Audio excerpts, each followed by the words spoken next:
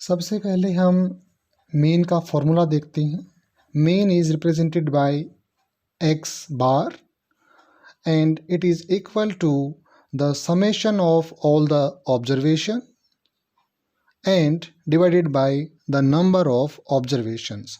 समांक माला में जितने भी मद दिए हुए हैं उन सभी का योग और उन मदों की संख्या से उनको हम भाग देते हैं तो हमें माध्य प्राप्त होता है।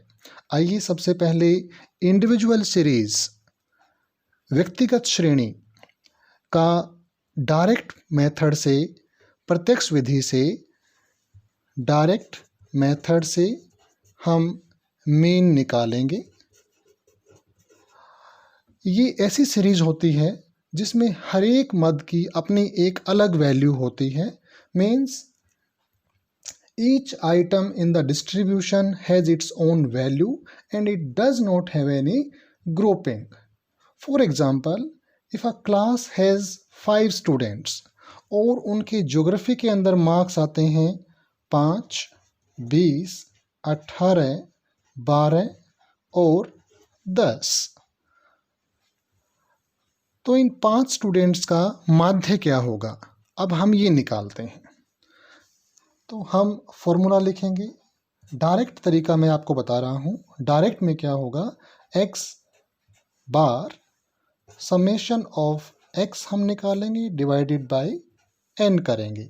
यहाँ पर n इज इक्वल टू 5। हमारे पास 5 ऑब्जर्वेशंस हैं, 1 2 3 4 5, तो n हमारा हो गया 5। अब जो सारे के सारे अलग अलग मद हैं उनको हम जोड़ देंगे, जैसे 5 + 20 + 18 + 12 + 10 और इनका टोटल होता है 65 डिवाइडेड बाय 5। तो आंसर हमारे पास आया 13। तो 13 मार्क्स एवरेज मार्क्स हो गए। क्लियर? तो ये हमारे पास डायरेक्ट तरीका है इंडिविजुअल सीरीज के लिए। अब इसी सीरीज को अगर हम शॉर्टकट तरीके से करें तो हमें एज्यूम्ड मीन मानना पड़ता है। दूसरा तरीका मैं आपको बता रहा हूं, एज्यूम्ड मीन जिसमें हम मानते हैं, ठीक है, इस तरीके को हम बोलेंगे शॉर्टकट मेथड। क्लियर हुआ आपको? इसको हम शॉर्टकट मेथड बोलेंगे। इसमें हम क्या करते हैं, डाटा को कुछ इस तरह से लिख लेते हैं, जैसे नंबर ऑफ स्टूडेंट्स हमने यहाँ लिख लिया, ये कॉलम बना दिया, और यहाँ पर हमने लिखा उनके मार्क्स। अब ये पहला स्टूडेंट था, इसके 5 मार्क्स हैं, दूसरे स्टूडेंट के 20 मार्क्स हैं, तीसरे स्टूडेंट के 18 मार्क्स हैं, चौथे स्टूडेंट के 12 मार्क्स हैं और पांचवें स्टूडेंट के हमारे पास 10 मार्क्स हैं। तो हमारे पास n इज इक्वल टू 5 हो गया। ठीक है, ये हमारे पास इनके मार्क्स हो गए। अब हम क्या करेंगे, डायरेक्ट तरीके की तरह ना जा करके हम एक एज्यूम्ड मीन मानेंगे।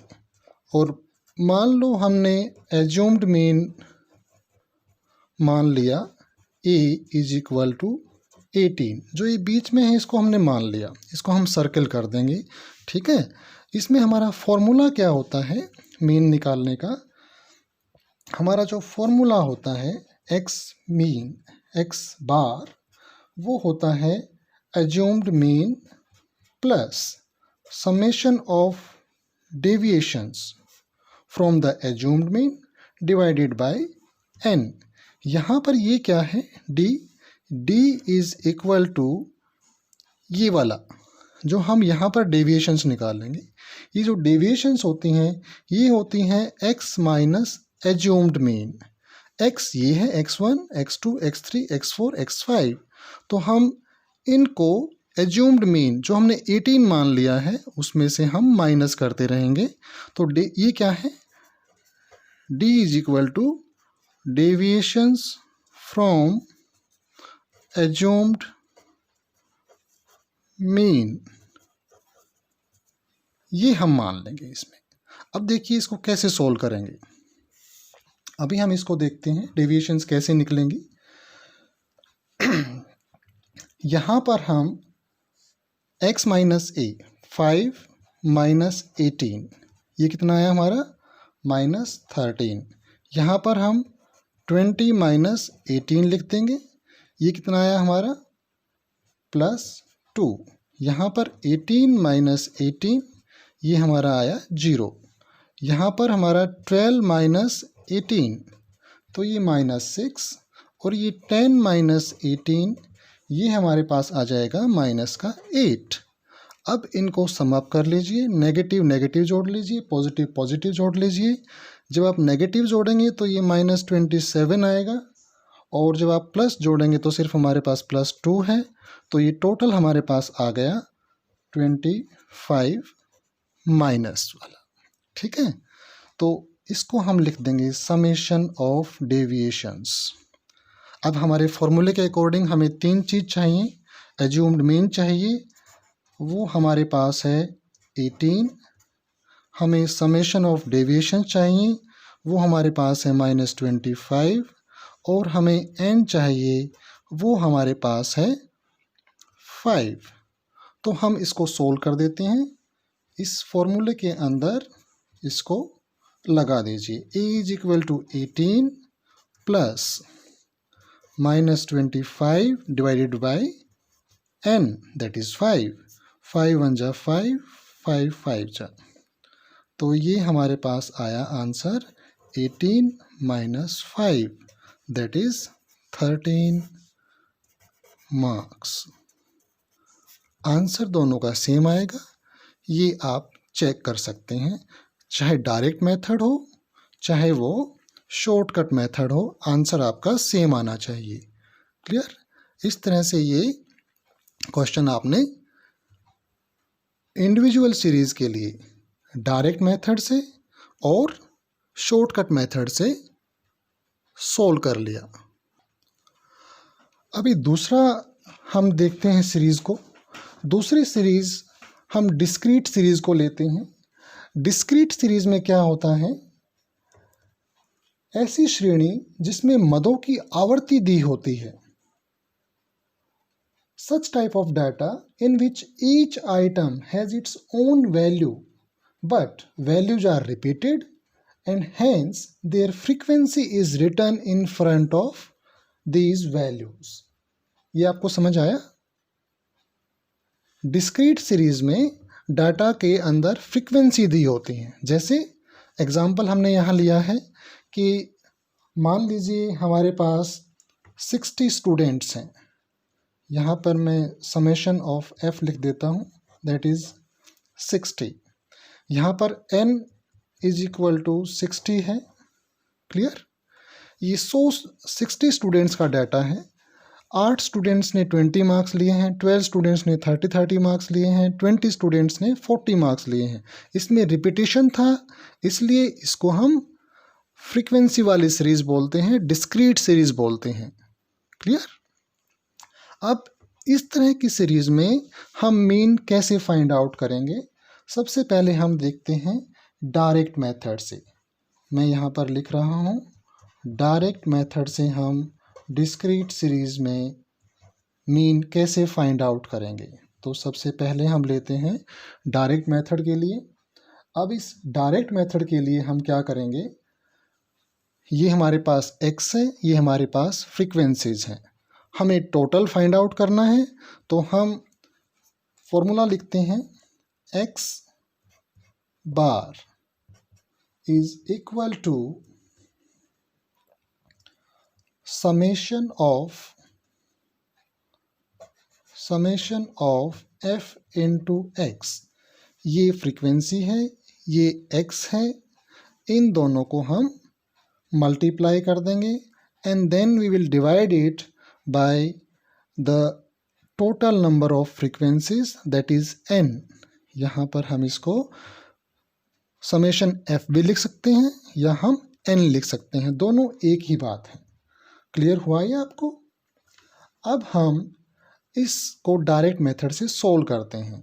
ये देखिए, हम यहाँ पर कॉलम में लिखेंगे f इंटू एक्स। मैं अलग पेन का यूज़ कर रहा हूँ, हम कॉलम्स को अलग अलग पेन उससे कलर से रिप्रेजेंट करेंगे। अभी यहाँ देखिए, इसको हम मल्टीप्लाई करते हैं 160, यहाँ पर हमारा हुआ 360, यहाँ पर हमारा हुआ 800 और यहाँ पर 500, यहाँ 360 और ये हो जाएगा 280।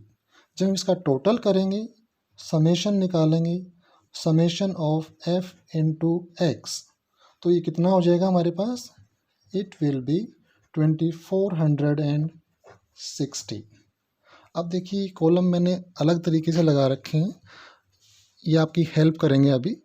अभी हमें ज़रूरत इतनी थी तो हमने ये फाइंड आउट कर लिया। अब देखिए, यहाँ डायरेक्ट मेथड के लिए we have summation of f into x is equal to 2460 और n हमारे पास है 60, so we can find out it easily. अब ये हमारे पास मीन कैसे निकलेगा? 2460 डिवाइडेड बाय 60, ये हो गया।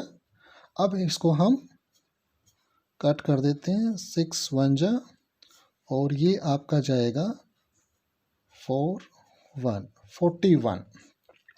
तो हमारे पास 41 मार्क्स क्या आ गया? आंसर आ गया। This is the mean of this series, discrete series. Clear हुआ? अब हम देखते हैं दूसरे तरीके से इसे। मैं दूसरे कलर का पेन यूज करता हूं इसके लिए।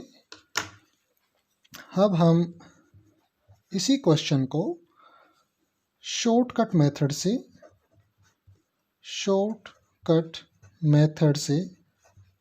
सोल्व करेंगे। शॉर्टकट मेथड के लिए हमने, आपको पता है कि we have to assume mean. Clear? So हम एज्यूम्ड मीन इसमें मान लेते हैं।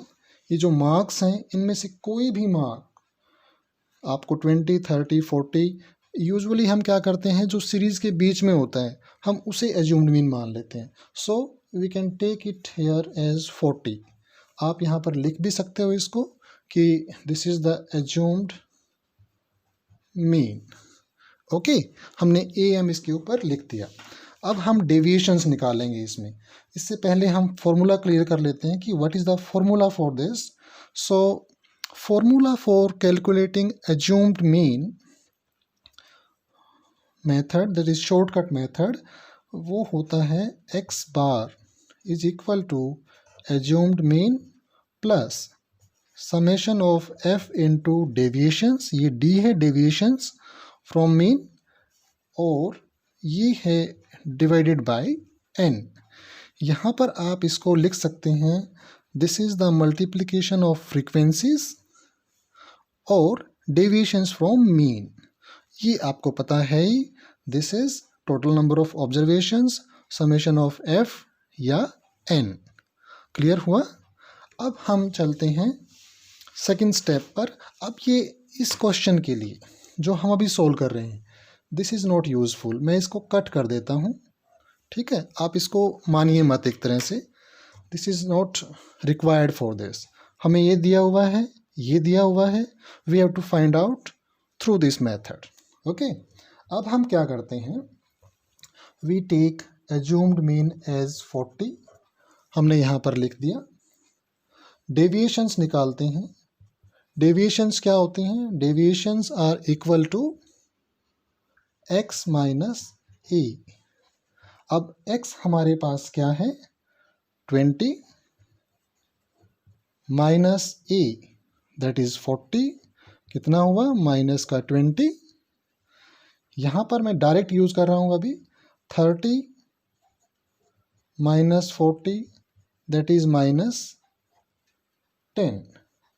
40 minus 40 0। 50 minus 40 plus 10। 60 minus 40 plus 20। और 70 माइनस 40 दैट इज़ प्लस 30। ये हमारे पास डेविएशंस आ गई। अब हमें चाहिए क्या, f इंटू डी। f हमारे पास यहाँ है और d हमारे पास ये है। क्लियर? तो अब इनकी हम मल्टीप्लिकेशन कर देंगे, f इंटू डी। ये हमारे पास अलग कॉलम आ गया। अब हम इनको मल्टीप्लाई करते हैं, 8 इंटू माइनस 20 माइनस 160। क्लियर हुआ? नेक्स्ट जो हमारे पास है वो हो गया 12 माइनस 10 120। 20 इंटू 0, ये हमारे पास 0 हो जाएगा। 10 इंटू 10 100, ये प्लस का है। This is 6 into 20 plus 120 and this is 4 into 30 again 120। अब f इंटू डी, हमारे पास इनका समेशन होना चाहिए। ठीक है, it requires it summation.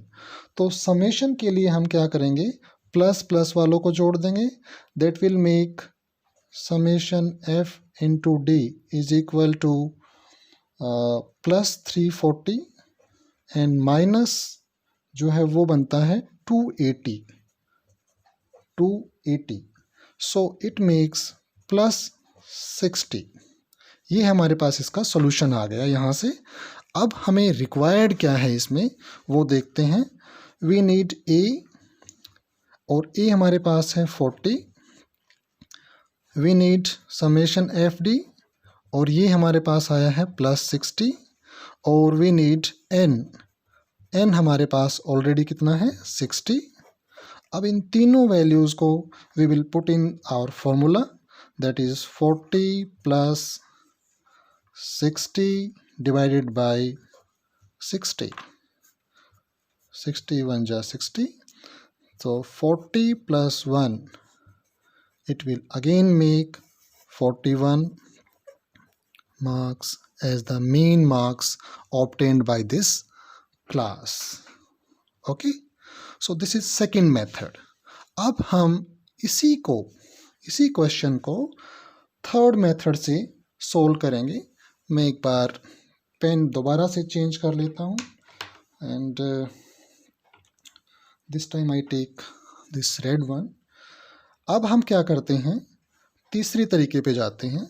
Third तरीके का जो मैं फॉर्मूला लिख रहा हूँ आपके सामने, उसको हम ये तरीका बोलते हैं स्टेप डेविएशन मेथड। ये नया है अभी आपके लिए, स्टेप डेविएशन मेथड, पद विचलन विधि।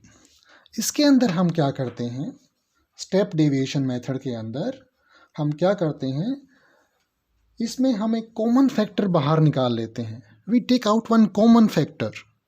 ठीक है, समान गुणक उसको आप बोल सकते हो या कॉमन फैक्टर बोल सकते हो। उससे क्या हो जाता है कि जो मल्टीप्लिकेशन है ये नेगेटिव और पॉजिटिव में जो आती है ये काफ़ी बड़ी हो जाती है। कई बार अगर फिगर्स थोड़ी सी बड़ी हों तो ये बड़ी प्रॉब्लम करती है, फिर गलतियां होने के चांस रहते हैं। इसलिए इसको छोटा करने के लिए हम क्या करते हैं, कुछ कॉमन फैक्टर्स निकाल लेते हैं। देखिए अभी हम उसको सोल्व करते हैं। यहाँ पर हमें जो फॉर्मूले की ज़रूरत होती है वो फॉर्मूला होता है हमारे पास mean is equal to assumed mean plus summation of F into D dash divided by N multiplied by I. अब यहाँ पर इनका मीनिंग क्या है, यहाँ देख लीजिए। ए क्या होता है, assumed mean. F into D dash क्या होता है, डेविएशंस और फ्रीक्वेंसी का मल्टीप्लिकेशन। एन आप जानते ही हो, नंबर ऑफ ऑब्जर्वेशंस हैं। और आई है कॉमन फैक्टर। क्लियर? ये आपको जब हम अभी कैलकुलेट करेंगे तब क्लियर हो जाएगा कि इसका मीनिंग क्या है। आइए अब इसको कैलकुलेट करते हैं। अब हमें एफ डी डैश चाहिए, तो मैं इस कॉलम को, इसको आप नेगलेक्ट करिए, इसको मत देखिए। अब क्योंकि मेरे पास चौक डस्टर नहीं है तो मैं आपको ऐसे पेज पर समझा रहा हूँ, इसलिए इसको नलीफाई कर देते हैं एक तरह से, इसको नहीं कंसिडर करना आपने। अब हमारे पास क्वेश्चन दिया हुआ है मार्क्स और नंबर ऑफ स्टूडेंट्स। अब तीसरा कॉलम हम बनाते हैं, डेविएशंस निकालते हैं एज्यूम्ड मीन मान करके। आपने निकाले डेविएशंस। अब डेविएशंस को ध्यान से देखिए, दिस इज -20, -10, 10, 20, 30। इनमें कुछ कॉमन फैक्टर हैं। We have 10 as common factor. देखो 10 से सब डिवाइड हो रहे हैं ना। तो हम क्या करेंगे, हम इसको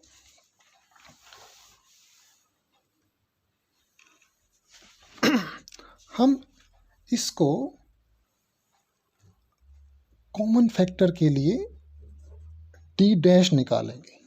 डी डैश जो इक्वल होगा वो होगा डी डिवाइडेड बाय आई। अब ये आई है कॉमन फैक्टर। अब इस आई को हम वही लेंगे जो सबको डिवाइड करता होगा। देखिए ये 10 से सब डिवाइड हो रहे हैं, तो हम क्या करेंगे, आई को 10 ले लेंगे। अब डी ये है हमारा -20 डिवाइडेड बाई 10, आई से डिवाइड कर दिया तो क्या बचा हमारे पास -2। यहाँ पर -10 डिवाइडेड बाई 10 -1, 0 तो 0 ही रहेगा। This is +1, this is +2, this is +3। अब देखिए जो मल्टीप्लिकेशन f से मल्टीप्लाई करने के बाद जो बड़ी बड़ी मल्टीप्लिकेशन आ रही थी अब वो छोटी हो जाएंगी, means question will be easier for us. तो हम क्या करेंगे, यहाँ पर f इंटू डी डैश निकाल लेंगे। आप f is this and D dash is this. तो 8 इंटू -2 माइनस का 16, यहाँ -12 हो जाएगा, यहाँ 0 है ही, ये 10 हो जाएगा, ये 6 इंटू 2 12 और ये 4 इंटू 3 अगेन 12। ये सारे पॉजिटिव हैं तो इनका समेशन हम निकाल लेंगे। Summation F D dash is equal to, ये देख लीजिए आप, प्लस के 34 हो जाएंगे और माइनस में ये 28 हो जाएगा। तो हमारे पास बचा +6। क्लियर हुआ? ये हमारे पास अब आ गया। हमारे पास ए है 40, हमारे पास समेशन एफ डी डैश है +6 और एन हमारे पास ऑलरेडी 60 है, आई हमारे पास 10 है, यहाँ से हमने ये 10 ले रखा है। क्लियर हुआ? इसको फॉर्मूला में पुट करते हैं, x bar is equal to 40, a की जगह 40 रखा, इसकी जगह 6 रखा, डिवाइडेड बाई 60 और इनटू आई दैट इज 10, इसको हमने कट किया, 6 1 जा 6 और हमारे पास आंसर आया 40 + 1 दैट इज 41 मार्क्स। तो इस तरह से हमने मीन फॉर डिस्क्रीट सीरीज तीनों तरीकों से, डायरेक्ट, शॉर्टकट और स्टेप डेविएशन मेथड से सोल्व कर लिया। अभी हम तीसरी तरह का डाटा लेते हैं जिसको हम कंटिन्यूस डाटा बोलते हैं और हम अभी mean for continuous data series के लिए उसको सोल्व करना सीखेंगे। कंटिन्यूस डाटा ऐसी सीरीज होती है जिसमें विभिन्न मदों को विभिन्न वर्गों में दिखाते हैं और उनकी आवर्ती उनके सामने दी होती है। जैसे यहाँ पर हमने 100 स्टूडेंट्स का डाटा ले रखा है, यहाँ पर n इज इक्वल टू 100, ठीक है। और इन 100 स्टूडेंट्स में से हमें सभी के इंडिविजुअल मार्क्स नहीं पता, but we know about their frequency that 5 students have got marks in between 0 to 10, 10 students have got marks in between 10 to 20. If data is arranged in such type of groups, then it is called as continuous data. ठीक है, यहाँ पर हम exactly major नहीं कर पाते तो इसको हम अखंडित श्रेणी भी बोल सकते हैं, इसको हम कंटिन्यूस सीरीज भी बोल सकते हैं। क्लियर। इस तरह के जब क्वेश्चंस दिए होते हैं तो उसका हम मीन कैसे निकालते हैं, अब ये फाइंड आउट करेंगे। मोस्टली एग्ज़ाम में इसी तरह के क्वेश्चंस पूछे जाते हैं कंटिन्यूस सीरीज़ वाले, तो इसको आप ध्यान से समझना। फॉर्मूला इसमें सेम रहेंगे, जैसे फॉर्मूला डिस्क्रीट सीरीज़ के लिए थे तीनों तरीकों में, वैसा ही इसी में रहेंगे। फॉर्मूला चेंज नहीं होंगे, बट कैलकुलेशन कैसी होगी वो थोड़ा सा चेंज हो जाएगा। एक स्टेप चेंज होगा, इसमें एक स्टेप एक्स्ट्रा आता है। जो यहाँ पर मार्क्स दिए हुए हैं उनका हम क्या करते हैं, मिड पॉइंट ले लेते हैं।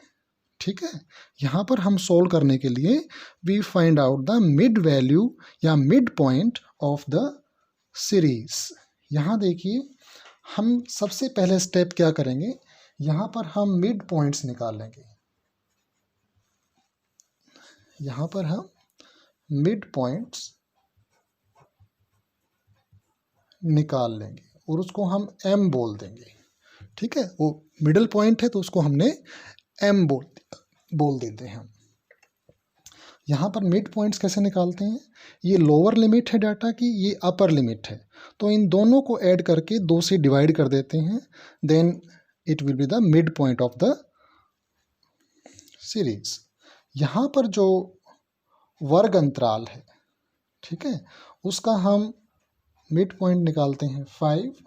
इसका कितना होगा, 10 + 20 30 डिवाइडेड बाई 2 15 हो जाएगा।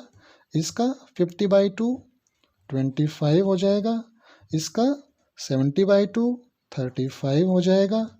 और इसका 90/2 45 हो जाएगा। और यहाँ पर 50 + 60, यहाँ पर 55 इसका मिड पॉइंट हो जाएगा। ठीक है, ये हमारे मिड पॉइंट्स हो गए।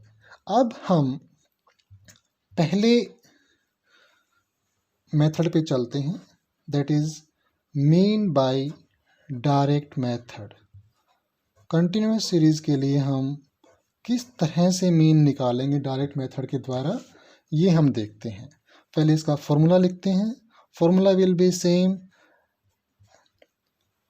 x bar is equal to summation of f into x. X की जगह हमने m ले लिया मिड पॉइंट आप, ठीक है, तो हम यहाँ पर f इंटू m लिख सकते हैं, यही डिफरेंस है बस, divided by n number of observations. Clear, formula same रहेगा हमारा। अब यहाँ पर हम इसको सोल्व करते हैं। सबसे पहले हम क्या करेंगे, इनका मिड पॉइंट्स को और फ्रीक्वेंसीज को मल्टीप्लाई करेंगे। हमारी रिक्वायरमेंट है f इंटू m का समेशन हमें मिलना चाहिए, n वी ऑलरेडी हैव।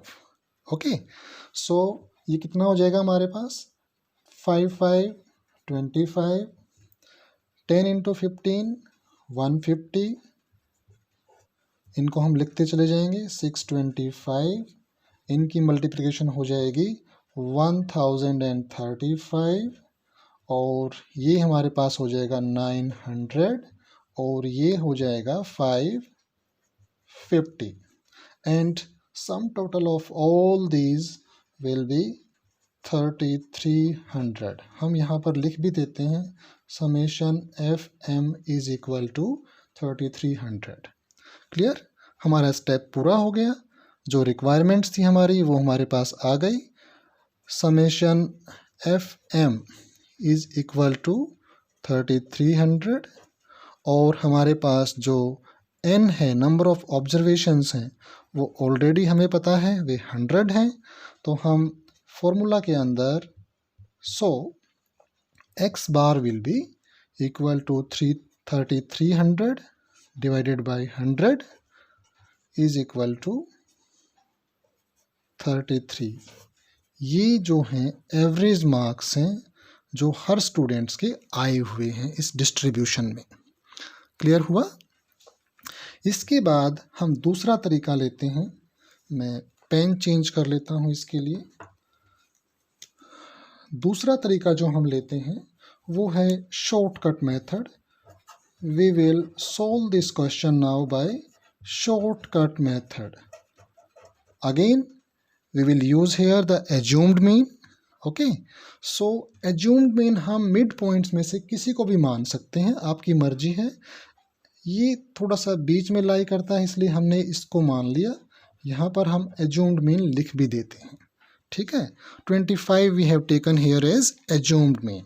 हमारा फॉर्मूला सेम रहेगा जो डिस्क्रीट सीरीज के लिए था, x bar is equal to assumed mean plus summation of f into d, इसका मतलब है deviations from assumed mean, divided by n। ये क्लियर हुआ आपको? अब हमारी रिक्वायरमेंट है f इंटू डी निकालना और n ऑलरेडी हमारे पास है। Assumed mean we have already assumed 25, तो हम यहाँ पर d निकालेंगे, deviations. Deviations are equal to x minus A, जो हमने लिखा था। यहाँ पर x की जगह क्या है, m, तो we will make it m minus A. यही डिफरेंस आना है बस यहाँ पर। Assumed mean we already have as 25, तो हमने इसको 25 लिख दिया। क्लियर? अब हम इस स्टेप को पूरा करते हैं। यहाँ पर हमने लिख दिया 25, m हमारा है 5 माइनस 25 हुआ है -20, 15 माइनस 25 ये हो गया हमारे पास -10, 25 माइनस 25 इज इक्वल टू 0, ये हमारे पास 0 आ गया। यहाँ पर 35 है m की वैल्यू, माइनस 25 ये हमारे पास हो गया +10। यहाँ पर 45 है, माइनस 25 +20 हो गया। यहाँ 55 है, माइनस 25 +30 हो गया। अब हमने d जो हम ऑलरेडी फाइंड आउट कर चुके हैं और f इन दोनों का मल्टीप्लिकेशन करना है, f इंटू डी। क्लियर? अब इस f इंटू डी को हम मल्टीप्लाई कर देते हैं। अब इनकी जो मल्टीप्लिकेशन है 5 इंटू -20 कितना हुआ, माइनस का 100। यहाँ पर भी 10 इंटू 10 माइनस का 100, 20 इंटू 0 25 इंटू 0 ये हो गया हमारा 0। फिर 30 इंटू 10 300 प्लस, फिर 20 इंटू 20 प्लस 400, 10 इंटू 30 प्लस 300। और जब आप f इंटू डी का समेशन निकालेंगे, summation of f into D, तो ये जो पॉजिटिव्स हैं वो 1000 बनते हैं और नेगेटिव 200 बनते हैं, तो 1000 minus 200 balance will be 800। Clear? तो हमारे पास तीन चीज़ें रिक्वायर्ड थी, summation f into D 800, n is equal to 100, e assumed mean we already have 25।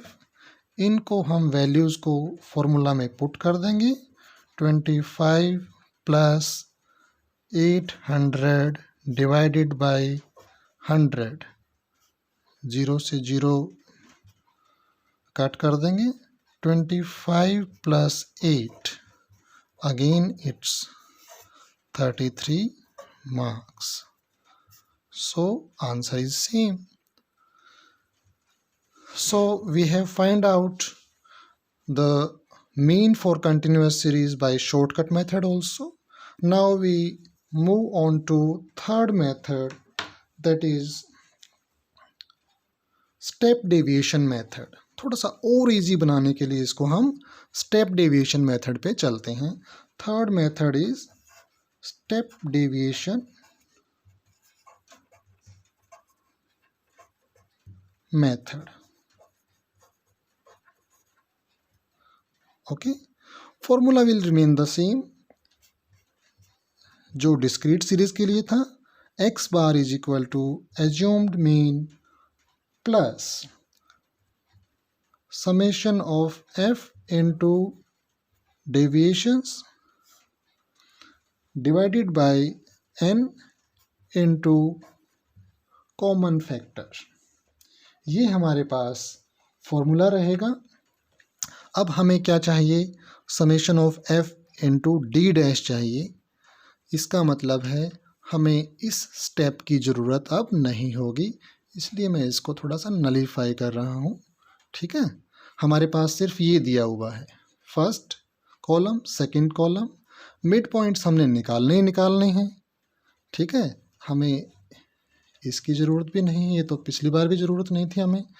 ठीक है, अब हमें ये 3 कॉलम्स हमारे पास आ गए। चौथा कॉलम हमने डेविएशंस तो निकालने ही हैं। डेविएशंस के बाद हमने क्या करना है, हमने डी डैश निकालना है।